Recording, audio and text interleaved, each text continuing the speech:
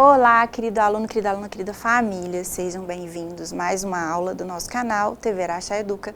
Eu sou a professora Nádia, professora de língua portuguesa, e hoje, para o 7º ano, nós vamos falar um pouquinho sobre um assunto muito importante, que é a concordância verbal. Vamos lá então? Vamos começar? Olha só, primeiro eu trouxe uma tirinha para a gente analisar. Siga, podemos ir, é só para uma pessoa. Se fosse para mais de uma, seria sigam. Eu vou primeiro, tchau. Faz parte. Bom, brincadeiras à parte, a concordância verbal, ela realmente é muito importante. Então, quando ele diz siga, né, ele diz para uma pessoa só. Se ele quisesse incluí-la, né, ele diria sigam. E ela, né, não ficou muito contente, mas tudo bem. Mas qual que é o princípio, então, da concordância verbal? O verbo, né, ou locução verbal, ele tem sempre que concordar com o sujeito. E é esse o tema da aula de hoje, que eu te convido a aprofundar um pouquinho mais.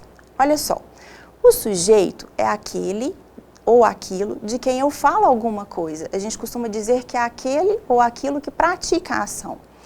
O núcleo do sujeito é a palavra mais importante do sujeito, é aquela que carrega a maior parte da significação. Então, se eu digo, por exemplo, a Nádia, professora da TV Araxá Educa. Então, esse é o sujeito. Qual que é a parte mais importante, né, dessa frase toda? É o nome, né, a Nádia? Então, isso é o núcleo do sujeito.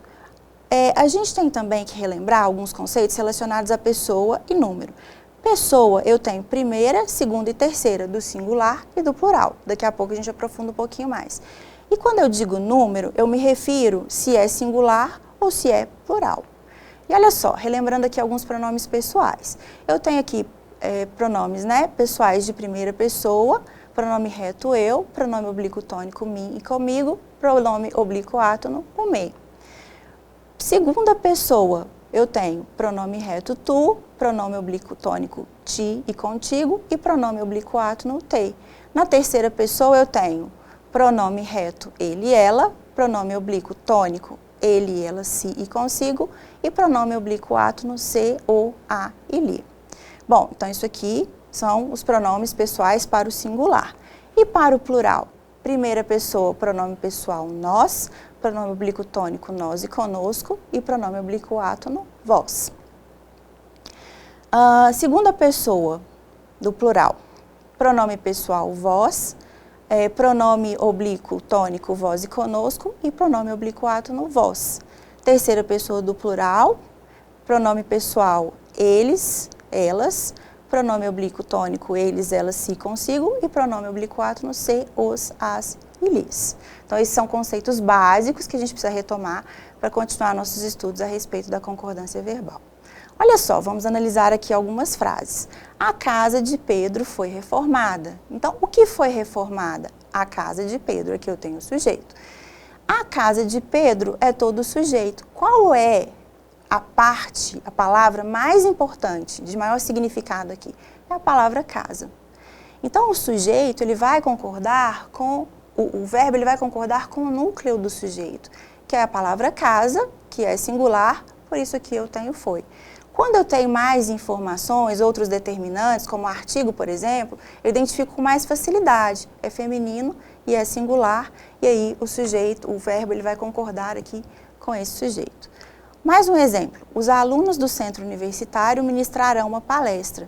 Então, os alunos do centro universitário é o nosso sujeito. A palavra mais importante no núcleo do sujeito, alunos. Eu tenho aqui um determinante, né, os alunos. Então, o os aqui, o artigo me diz que é plural e que é masculino. E aí o ministrarão, ele vai fazer a concordância aqui, né, com eles, né, que são os alunos. Mais um exemplo, aquelas saias pretas da vitrine estão em promoção. Então, o que está em promoção? Aquelas saias pretas da vitrine. Tudo isso é o sujeito. Saias é o núcleo do sujeito. Aqui eu tenho também um determinante, né, que é um pronome. Ele é feminino e ele é plural. E aí eu tenho uma concordância feita, né, do sujeito aí com o verbo, né? Então, aquelas saias, né, elas estão. Aqui também eu tenho sujeito, Pedro e Luiz, né, eram os funcionários recém-contratados. Então, Pedro e Luiz, eu tenho aqui um sujeito que tem dois núcleos, ó, são dois nomes próprios, Pedro e Luiz. Então, são eles eram. Então, esse é o princípio básico aí da concordância verbal. O verbo, ele sempre vai concordar com o sujeito. Bom, alguns casos mais específicos. Se o núcleo do sujeito é um termo no singular, o verbo ficará no singular. Então, o professor pediu silêncio, professor, substantivo masculino singular, então ele, né, pediu silêncio.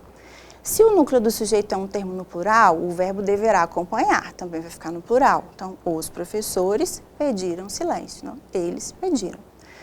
Se o sujeito for formado por mais de um núcleo, o verbo também ficará no plural. Então, professores e alunos, né? Então, eu tenho dois núcleos aqui. Então, eles esperavam o início do evento. Vamos lá. E quando eu tenho sujeito oculto? Bom, a identificação desse sujeito é feita através do verbo. É para o verbo que eu olho para eu identificar esse sujeito. Olha só, vejo que o tempo mudou. Vejo. Quem vê? Eu. Então, sujeito oculto, eu. Sabemos essa matéria. Quem sabe essa matéria? Nós. Nós sabemos. Vistes o acidente quando estava em teu apartamento? Quem vistes? Né? Quem praticou essa ação? Então, o vós. Então, sujeito oculto, vós. Existe também, no caso do sujeito indeterminado, que é sempre a terceira pessoa do plural, ou seja, eles. Quando eu digo, por exemplo, disseram bem de você, né? Quem disse? Eles disseram, isso é sujeito indeterminado. Dizem que esta casa é mal assombrada, ou roubaram meu carro, são todas frases que representam aí sujeito indeterminado, sempre terceira pessoa do plural. Bom, continuando. Existe também um caso que é a respeito do sujeito inexistente, que são os verbos haver, ter, fazer, existir. Então, o verbo haver e ter significando existir, o verbo haver, ter e fazer indicando o tempo transcorrido. Esses verbos aqui, eles sempre vão aparecer, nesses casos aqui, nesses contextos, no singular. Então, eu vou dizer, choveu muito ontem, né? Verbo indicando o fenômeno da natureza. Havia 10 pessoas nessa sala, então o verbo haver no sentido de existir. Tem festa neste final de semana, então o verbo ter também no sentido aí de haver, de existir. Moro nesta cidade há 10 anos, então o verbo haver no sentido de tempo transcorrido, também sempre no singular. Outros exemplos. No próximo sábado faz 10 anos que Luísa e Pedro estão juntos. Então, ó, faz 10 anos. São 10 anos, mas o verbo fazer vai ficar aqui no singular, porque ele tem sentido aí de tempo decorrido.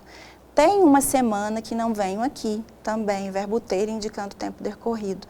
Há uma vaga no colégio, o haver no sentido de existir. Há 10 dias não o vejo, o haver no sentido de tempo decorrido. E faz 10 dias que não a vejo, verbo fazer no sentido de tempo decorrido. Então, lembre-se sempre disso, né? Nesses casos aqui, esses verbos eles não devem ser flexionados, sempre no singular. Olha só, e que tal a gente praticar um pouquinho? Trouxe aqui um joguinho para a gente jogar juntos, vamos lá? Ótimo, então vamos lá, vamos analisar. Já, faz ou fazem, anos, haviam ou havia neste local árvores e flores. Hoje só existe ou existem ervas daninhas. Vamos lá, então já, no sentido aqui de tempo decorrido, né? Então já faz anos. Havia ou haviam, havia, né? No sentido de existir árvores e flores. Hoje só, aqui eu tenho verbo existir, né? Então ele é flexionado. Só existem, né? Hoje só existem ervas daninhas. Então a letra D vai completar corretamente essa frase. Asseguro a Vossa Senhoria que não, vamos lá, precisas, né? Vossa Senhoria como se fosse você, um pronome de tratamento mais formal. Não precisa incomodar-se com a elaboração dos testes. Pode ou podes ficar tranquilo, pode ficar tranquilo, né? Então, não precisa se incomodar, pode ficar tranquilo. Vamos lá. Faz ou fazem anos que o homem se pergunta. Então, faz, né? Indicando aí tempo decorrido. Se não, verbo haver, né? No sentido de ter, de existir. Então, se não houvesse medos, como existiriam? Eu existir eu vou conjugar, né? Esperanças. E aí? Gostou do joguinho? Acertou todas junto comigo? Que tal a gente praticar um pouquinho mais? Vamos lá? Mais algumas regras para a gente analisar e aprofundar um pouquinho mais aqui na concordância verbal. Olha só, quando o sujeito é coletivo, o verbo fica no singular. Então, enxame é coletivo de abelhas. Então, o enxame invadiu o ambiente. Quando eu tenho um determinante, fica mais fácil. No caso aqui, eu tenho o artigo o. Então, eu sei que é masculino e é singular. Então, me ajuda a fazer essa conjugação verbal.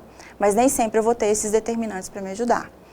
Se o coletivo for especificado, o coletivo pode ficar no singular ou no plural. Então, quando eu digo, por exemplo, a multidão de fãs, então eu tenho coletivo de fãs aqui, que é a palavra multidão, mas eu especifiquei. E quando eu especifiquei, eu usei um substantivo no plural, então multidão de fãs. Nesse caso, eu posso escolher. Eu posso fazer a concordância com multidão, a multidão subiu, ou então a multidão de fãs subiram, porque eu faço a concordância do verbo aqui com o substantivo fãs, certo? Mas se não tiver especificado, a multidão subiu, ok? Vamos lá, continuando.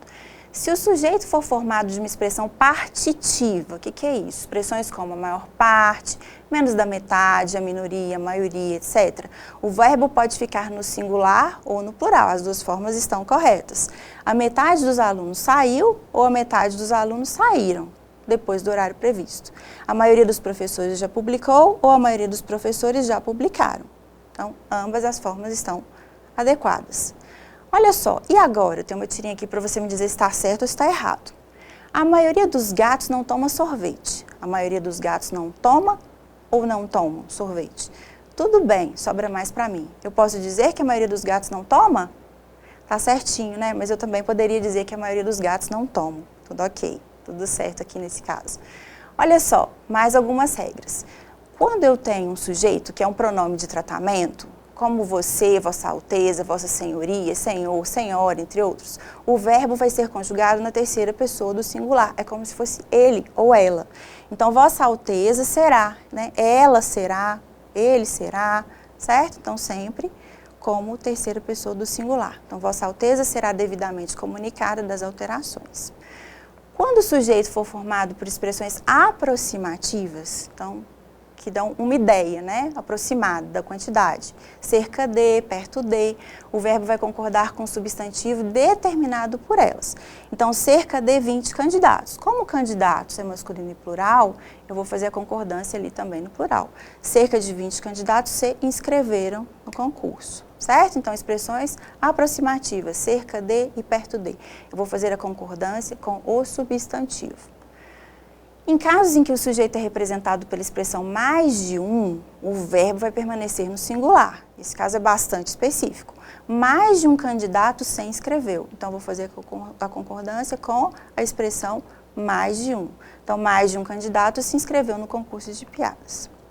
Outro caso para a gente analisar. A expressão um dos que, o verbo vai permanecer no plural. Então, ó, lembre-se, mais de um, verbo no singular. Um dos que, verbo no plural. Esse jogador foi um dos que atuaram na Copa América, ok? Bom, então vamos ver se a gente aprendeu mesmo. Que tal um joguinho agora para a gente praticar? Vamos lá? Bom, vamos lá então. Primeira frase, um enxame de abelhas invadiu ou invadiram a casa? Olha só, eu tenho aqui um coletivo, enxame, mas repare que esse coletivo ele está especificado por um substantivo no plural. Então, enxame de abelhas. Então, nesse caso, eu posso fazer a concordância com enxame ou ainda com abelhas. Por isso, eu posso dizer que o enxame de abelhas invadiu ou invadiram a casa e as duas alternativas estão corretas. A metade dos jogadores, olha só essa expressão, a metade dos jogadores deixou ou deixaram? Você se lembra dessa parte da aula? A metade dos jogadores deixou ou deixaram o campo após a falta? Bom, as duas estão corretas. A maioria dos alunos acertou, acertaram a primeira questão da prova. E aí, a maioria dos alunos, também posso usar as duas, né? Acertou ou acertaram. Vossa Senhoria, recebida pelas autoridades, serão ou será? Bom, sempre que eu tenho pronome de tratamento, né? Vossa Senhoria, Senhor, Senhora, Vossa Alteza, vai ser terceira pessoa do singular, então é como se fosse ela, né? Ou ele. Cerca de 15 alunas participou ou participaram? Bom, cerca de 15 é uma expressão aproximativa, eu preciso fazer a concordância com o substantivo da expressão. Então, alunas está no plural, então cerca de 15 alunas participaram. Mais de um professor, e aí, se lembra dessa expressão? Mais de um professor, revisaram ou revisou? Com a expressão mais de um, eu vou sempre conjugar o verbo no singular. Este menino foi um dos que. um dos que, também é uma expressão que a gente tem que tomar bastante cuidado. Foi um dos que ajudaram a socorrer. Um dos que, verbo no plural. O diretor e o professor com a turma. Olha só. Conversou ou conversaram? Quem conversou? O diretor e o professor conversaram, certo? Eu tenho aqui um sujeito com 2 núcleos, então verbo no plural. Eu moro em Araxá há 10 anos, há 25 anos ou faz 25 anos? Bom, as duas estão corretas, certo?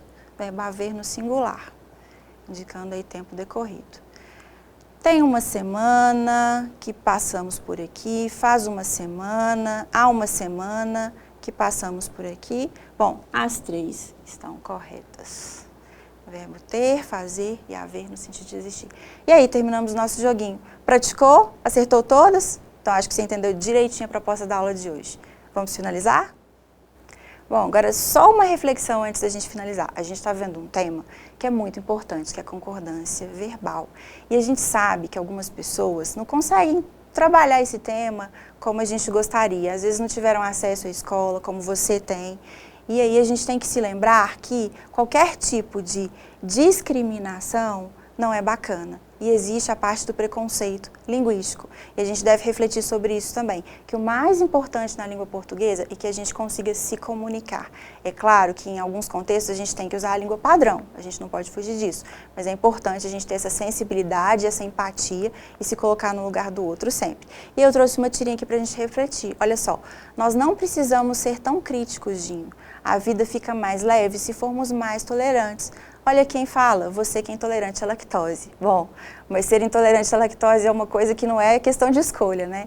Realmente a gente não consegue controlar. Mas é claro que a gente pode ser bem tolerante com os erros aí de concordância verbal que a gente encontrar na vida da gente, não é mesmo? Bom, então essa foi mais uma videoaula de língua portuguesa. Hoje nós trabalhamos um tema muito específico que é a concordância verbal. Espero que você tenha gostado. Te espero na próxima aula. Até lá!